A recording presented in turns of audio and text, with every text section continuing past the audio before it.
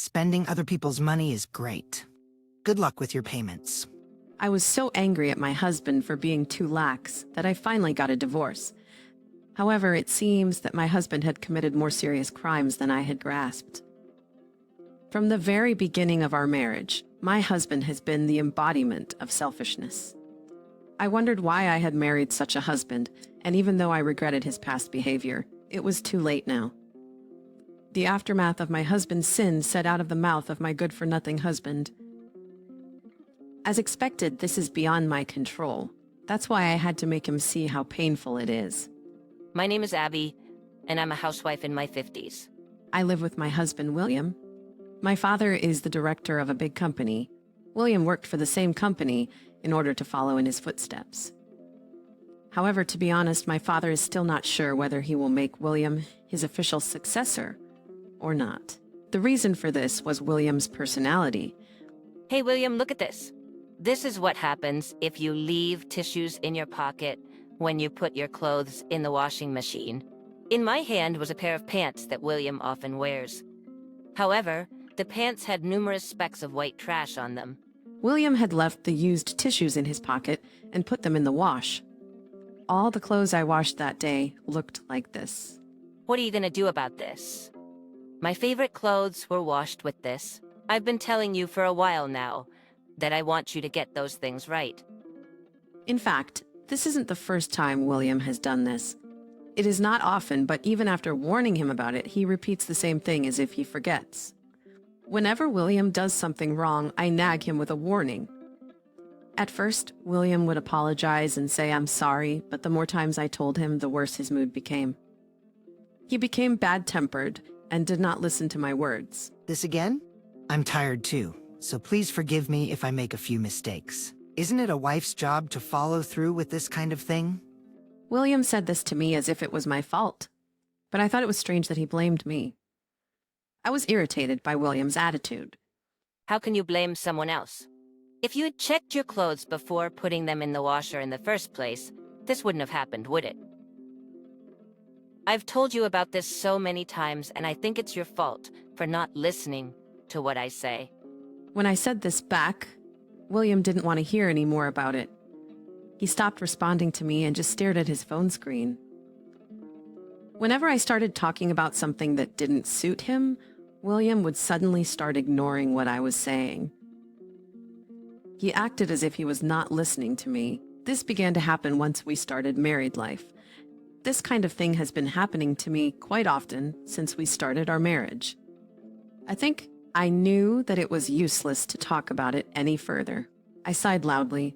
Stop sighing and all that. What are you gonna do if the air in my house gets dirty? He says to me in a terrible tone of voice. I am even more shocked by his words, but I regained my composure. For once, I could not let him get away with this. This is the only thing this time. I said, and William looked up at me suspiciously. I showed him the screen of the message I had with my father. My father told me that your performance at the company isn't so good. He asked me about you. On the message screen, you can see my father and I talking about William.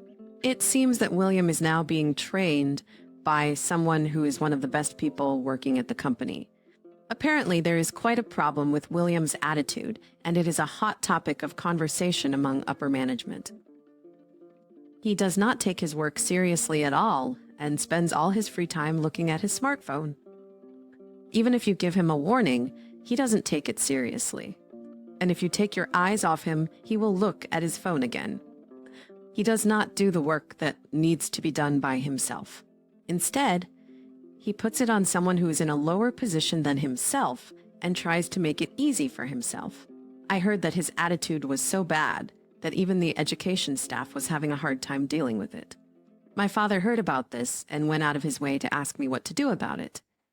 My father is a pretty good man at his job, and it would have to be something substantial to cause such a father to be so distressed. In other words, William's attitude was that bad. My father is really stressed about this. There is talk of not making you the successor and having my younger brother take over. Well, that can't be. I married you because he said I could be the successor. You need to talk to your dad right now. I was surprised to hear William's words. and at the same time, I felt as if I had been right. I had never felt that William had been kind to me since we got married. The last time William was kind to me was when he was making a fierce attack on me before we got married. After we got married, William was like a fish that had already been caught and did not need to be fed. He no longer had a friendly attitude toward me. I had sensed it, but still, William just wanted the position of Eric to the board of directors of a big company. He did not love me at all. I felt as if I was shocked by that, but I was also aware of it. So I didn't feel that upset. Perhaps I had already given up on him. I did not have the confidence to continue our marriage with such feelings. Then let's get a divorce. When I said this, William asked why. You love me, don't you? Won't it be hard on you if we get a divorce? What is he misunderstanding? I sternly replied to him. Love you? Don't be silly. My love for you has already cooled off. So let's get a divorce and leave each other alone. You have to let go of becoming a successor. Is that clear? Yeah, fine. I don't want to keep being tied down by an uninteresting woman like you. The divorce was finalized more quickly than I had expected. We then proceeded to prepare for our mutual divorce. We decided to move out of the house, neither of us keeping it. Most of the furniture was bought by me, so I was to keep it. William was a little unhappy about that. There was no small amount of wrangling, but things were ready to go, and the divorce was successfully finalized. Our marriage, which had lasted for a long time, became to an end very easily. However, strangely enough, I did not feel sad or anxious. In fact, I even felt refreshed because I was able to cut ties with the person I didn't want to be with. However, a few days after the divorce, I had a strange feeling. One of the debit cards in my wallet was missing. Since the beginning of our marriage, William had often taken the liberty of looking in my wallet and stealing what he needed. If this had been a normal debit card, I would not have complained. However, this debit card was not ordinary. If it were stolen, it would be a big problem. I immediately contacted William. William seemed to be on a trip to Dubai, so I would have to wait a few more days before I could talk to him in person. I had to get my debit card back somehow, so I waited anxiously for a few more days. Then came the long-awaited day to meet William. I met him at the coffee shop, and he arrived a little later than the appointed time. As soon as we met, I asked him to return my debit card. William handed me what I was looking for from his hand. Spending other people's money is great. Good luck with your payments, William says as he laughs. I asked what this all about. William told me that he had paid the entire $50,000 he had spent on his trip to Dubai with this debit card. How could he steal someone's debit card and spend a huge amount of money just to enjoy himself? It is too strange to be considered normal. William must be punished thoroughly for such a terrible behavior. With this determination in my heart, I opened my mouth. What? My card is in my wallet? When I said that, William looked at me curiously and asked, "What?" Then laughing, he began to tease me. "Are you out of your mind?" I just handed you your debit card, didn't I? Have you finally lost your mind? I scoffed at William. William doesn't know something very important. Something crucial. Something that would thoroughly ruin William's life. Sure, that's the card that was in my wallet, but it's not mine. When I said that, William raised his voice. "What?" Yes, in fact, the card that William stole and used without my permission was not mine. So why was there a card in my wallet that did not belong to me? There was a reason for this. In the past, my father used to visit our house. He had left his notebook where he kept his cards at my house. Fortunately, the cards he left behind were not cards that he uses very often. I thought there was no need to ask him to come and get it while he was busy with his work. I decided to keep the cards for a while. However, leaving the debit card where William could see it was too careless. So I put my father's debit card in my wallet. William thought it was my card, stole it, and spent $50,000.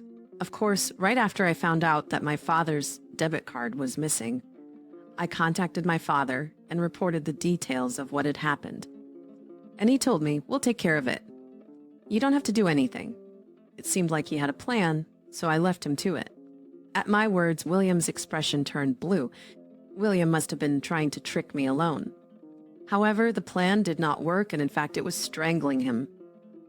Even though William could be bossy around me, he could not be so brazen with my father in front of him. My father was in an overwhelmingly superior position, and William was not stupid enough to do anything inconsiderate in front of him. If he had behaved even a little more decently toward me, this would not have happened, but it was too late for regrets. I'm sorry, but my father will be coming now. You'd better be prepared. As I said this, William quickly began to pack up his belongings. He seemed to be ready to run away. He was the one who had done this to himself. But when the time came to face his consequences, he tried to run away. I have always disliked that about William. He was in this situation because of himself. But when the time came for others to blame him, he would see that there was nothing he could do. That is not a good thing. Face up to what you have done. Understand that you have done a terrible thing. Trying to run away from this is not a mature thing to do. I said this, and William's face turned red, and he yelled at me. That's enough. How far do you want to humiliate me? You slut. I shouldn't have married you in the first place. Don't act like a fool while wasting my time. William says this, blaming me for everything. It is wrong to blame me, no matter how cornered I am and how little space I have in my heart. This was all brought on by William himself, and I am in no way to blame. It is all William's fault, and yet he talks about it as if it were my fault. I let out a big sigh at William's attitude, tired of listening to what he has to say. Why did I marry such a person? I began to regret everything that has happened since I married William, and he began to treat me badly. If I had not married William, I would have had a better life. There would have been someone who would have been kinder to me and looked out for me more than William. And yet, I had thrown away even the opportunity and continued to devote my life and energy to such a worthless person.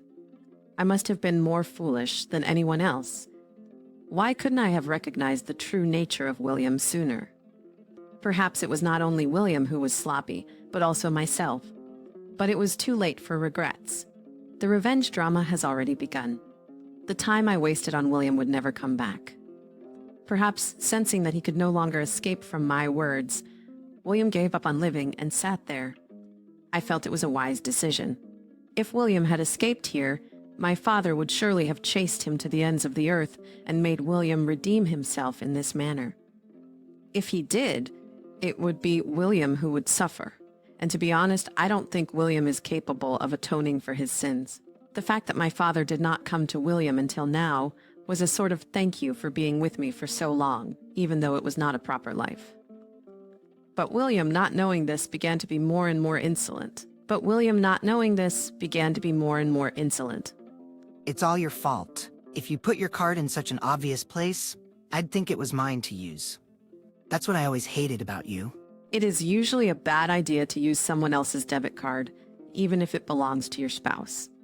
Even if it is your spouse's card, you should ask for permission beforehand. However, William has been using my debit card as he likes without my permission. That's why when we divorced, he stole the debit card from my wallet, as if he were accepting a parting gift. It wasn't my fault. It's all your fault for sloppy management. So you're the one who should apologize to your father. I did nothing wrong. William insists and tries to get away with it. His argument is so impossible that I wonder if he is insane. It is William's fault for stealing the debit card, no matter how you look at it. William is the one who has developed the habit of stealing debit cards without permission. He is at fault for it all. There's nothing I did that was wrong. Yet William is trying to pin the blame on me. William says it is because of my sloppy management. That isn't what I was doing, and I was managing everything properly. It is William's fault, of course, that he had developed the habit of stealing other people's things. Why don't you just admit to your sins? I asked him that, but he refused to admit it. No matter how hard I tried, he did not seem to want to admit what he had done. I sighed loudly once more, and William shivered. It was time to make him realize his position. Just then, the last cast member appeared. Abby, sorry to keep you waiting, and William, it's been a long time. My father said as he walked up to us. William had no idea that he was really coming. He looked at my father's face and turned pale. Hello, sir. William approached my father, called the waiter, and ordered a drink for my father. His attitude had changed from before. William's shoulders shook, as if he was surprised even by that. He looked at my anxieties as if saying, Abby, what's going on? Even that was amusing to me. I had missed you so much since Abby, and I got divorced. How have you been doing? William was acting kind and mature, but he spoke very quickly, as if he was concerned about my father. From the outside, he may seem like a good ex-husband who cares about his ex-father-in-law, but winding up the conversation like this, he is trying to keep the other party from opening their mouths and try to control the situation. Trying to keep the other party from opening their mouths and trying to control the situation. My father, of course, knew this, and he frowned in disgust at William's words. My father is a man who's on the board of directors of a company. He has seen many people behave in this way, so he never gave in to William. He opened his mouth. Enough small talk. William, do you realize what you've done? Do you know that it's not a good idea to use someone's card without their permission? My father's voice contained something coercive, like anger or intimidation. Even I, who was not actually being addressed, trembled at the tone of my father's voice. I was not actually facing it, but even I was shaken by the tone of my father's voice, and there was no way William could maintain his sanity. He nodded his head and said softly, Yes, William has such a terrible attitude toward me, but he has never behaved badly in front of my father. My father was usually kind, mild-mannered, and considerate of others, but he was especially harsh on those who interfered with his benevolence. And even I, his own daughter, was frightened of him when he revealed his anger. William was trembling in front of my father, who was filled with such anger. What you did was like stealing. If you were still my daughter's spouse, maybe I could forgive you. But now you are like a stranger to me. Do you know what this means? William's face tightened at my father's words. He naturally understood what he meant. He would probably have to face legal charges. I was told that they have already consulted a lawyer, and William may possibly have to pay back the $50,000 that he has used up. I also heard that William has been forced out of my father's company and is in the process of looking for a job. There is no way he can afford to pay $50,000. In other words, if my father does not forgive him, William may end up in the death hell. His job search does not seem to be going well either, so he is doomed. William sat down on the floor, finally understanding the situation. I'm so sorry. I didn't mean to do that. I thought the card belonged to Abby. My father retorted, I thought the card belonged to Abby. Do you really think that excuse will work? William turns pale and responds, What I did was truly disgusting. I'm so sorry. I will be careful in the future, so please forgive me. I will do anything. Please? Saying this, William apologized tearfully. My father looked at me as if he was troubled and asked, What should I do? I smiled at him and said, I will not forgive him for this attitude. Let's give him hell. At my words, William pleads desperately. Please, please. But it was too late. What William has done is truly terrible. I couldn't forgive William's attitude after we got married. This is my little revenge. Good luck in the future. With these words, my father and I left the coffee shop. We walked away from William, who looked like he was in despair. Then, my father hired a lawyer to have the $50,000 he had spent repaid. We were then able to successfully claim the money from William. But William insisted, Please forgive me to the very end. However, if the case went to trial, William's guilt would be revealed. If that happened, he would have no hope of finding a job. I think, understanding this, William took out multiple loans to pay $50,000 in a lump sum, as my father insisted. We do not know where William is now. According to our mutual friends, he has disappeared.